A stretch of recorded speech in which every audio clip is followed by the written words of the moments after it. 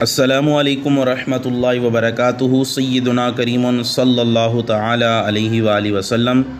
آسان تفسیر القرآن سورہ ملک، اور آج انشاءاللہ عز و جل سورہ ملک کی آیت نمبر 3 اور 4 ہم لفظی با محاورہ ترجمہ اور تفسیر سے پڑھیں گے۔ اعوذ باللہ من الشیطان الرجیم۔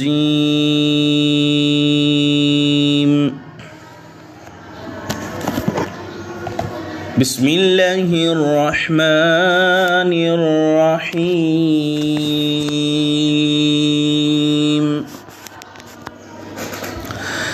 الذی خلق 7 سماوات طباقا ما ترى في خلق الرحمن من تفاوت فارجع البصر هل ترى من فطور۔ جس نے بنائے ہیں 7 آسمان اوپر نیچے، تمہیں نظر نہیں آئے گا خداوند رحمان کی آفرینش میں کوئی خلل؟ ذرا بر نگاہ اٹھا کر دیکھ، کیا تجھے کوئی رخنا دکھائی دیتا ہے؟ اس کا لفظی ترجمہ بھی سماعت فرما رہے ہیں۔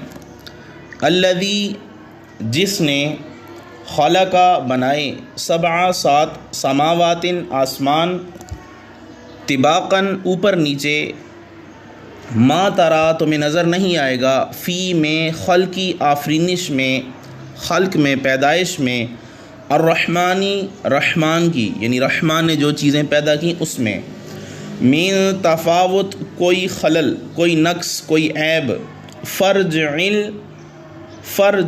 پھر نگاہ اٹھا کے دیکھ، البصر نگاہ، حل کیا، ترا تجھے دکھائی دیتا ہے، من فطور کوئی رخنا، کوئی عیب، کوئی نقص۔ اگلی آیت، ثم ارجع البصر كرتين ينقلب إليك البصر خاسئا وهو حسير۔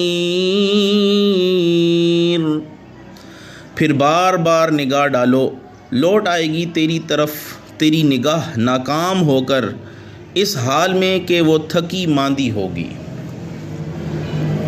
ثم پھر، ارجع دوبارہ ڈالو، البصر نگاہ، کرتینی بار بار، ینقلب لوٹ آئے گی، الیکا تیری طرف، البصر نگاہ، خاسئا ناکام ہو کر، وہوا درہاں اس حال میں کہ، حسیر وہ تھکی ماندی ہوگی۔ یہ 2 آیتوں کا لفظی اور با محاورہ ترجمہ آپ کے سامنے بیان کیا۔ اب اس کا ترجمہ کنز العرفان سے بھی۔ پہلی آیت کا ترجمہ، وہ جس نے ایک دوسرے کے اوپر 7 آسمان بنائے، اے بندے تو رحمان کے بنانے میں کوئی فرق نہیں دیکھے گا، پس تو نگاہ اٹھا کر دیکھ، کیا تجھے کوئی رخنا نظر آتا ہے؟ پھر دوبارہ نگاہ اٹھا کر دیکھ، تیری نگاہ تیری طرف ناکام ہو کر تھکی ماندی پلٹ آئے گی۔ اب یہاں پہ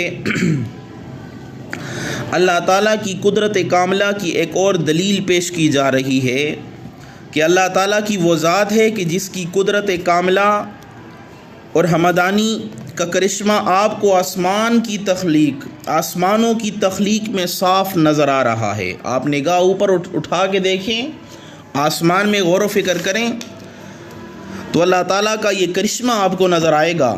7 آسمان بنائے، بے ہنگم بکھری ہوئی صورت میں نہیں، بلکہ ایسی عمدگی سے انہیں ترتیب دی گئی ہے کہ ایک دوسرے کے اوپر جو ہے یہ آپ کو نظر آئیں گے۔